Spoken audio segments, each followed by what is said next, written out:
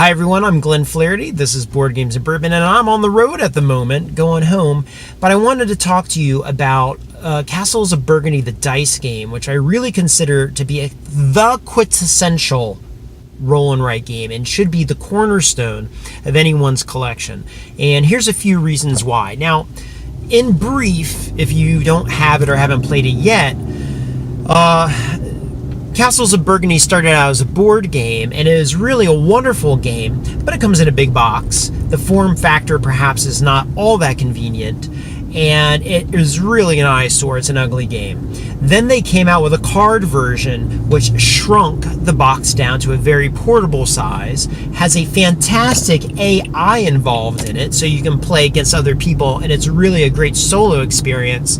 But it is a table hog and it's quite messy with all the cards. Lastly, they came out with the dice version, and the dice version is about 80% of the initial game experience. However, it is incredibly tidy. It's just a pad of paper and some die, and this to me is what makes it the gem of the trio. Now, how does the game work itself? Well, essentially, you are in a race against the clock to score as many points as you can. There are 3 rounds, and what you do is you roll dice. One die tells you how much time has passed. After so much time, a round is over. And with each sequential round, the ability for you to score points diminishes. The other dice have numbers and colors on them. And you roll them, and then you pick one combination to fill out on a piece of paper. And a piece of paper is a map with different colored areas. When you completely fill these areas, have different and varying criteria. For example, one might say, what is it, green or yellow, whatever color they call it, because it's like lime.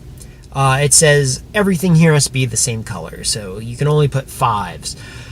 Oranges have to be all different colors to fill this out, but you can only trigger it if you have an orange die as well, and so forth and so on. Okay, certain other numbers have or colors have number ranges that can be applied. Now, when you're doing this, you fill out entire completed colored section, 1 hex, 2 hex, 3 hex, 4 hex. And when you do that, you score a lot of points. But not only are you going to get points, you're going to get bonuses that let you manipulate the die in the future. Okay, so there's a wonderful decision tree in this game that I really, really enjoy. And this is what sets it apart from a lot of other roll and writes. Now, first of all, it properly is a roll and write because it doesn't have 100 components. When I want a roll and write, what I want is something that is the antithesis of the $100 behemoth Kickstarter game with exclusives and 1,000 minis that take up an entire shelf. Okay, what I want is a game that is portable, convenient, low priced, and this is the dice game. I swear it comes in at like $12. You can play like 100 sheets.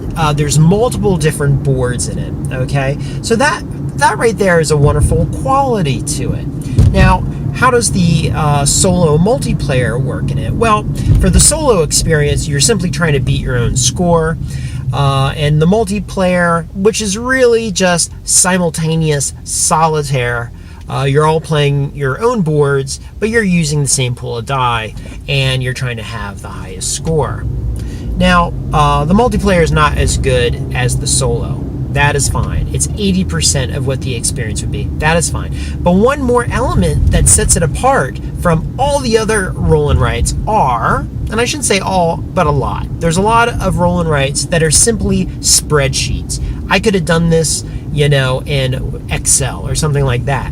There's a spatial quality to this game, and you are sprouting out. When you fill in 1 hex in the game, the hexes that now become available to you are only those that are touching your initial hex. That is a great thing. I love that it's using the spatial quality. Cosmic Run by Dr. Finn Game also uses space, and I love that.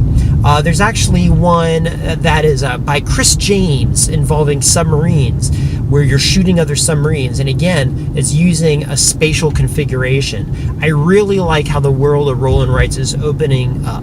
Now, that's not to take anything away from Clever or knock 'em all, or whatever is coming out, Quicks, which is basically Yahtzee, or just write a bunch of numbers in a row, but it's combining those factors. So just to sum it up, all of these reasons, the decision tree, the form factor, the price point, the ease of play, the great solo, it also serves as a really wonderful introduction, and perhaps the most accessible introduction to Euro games for people who haven't had it before. These are all the reasons why Castles of Burgundy, the dice game, is a fantastic buy, and I really recommend it, okay?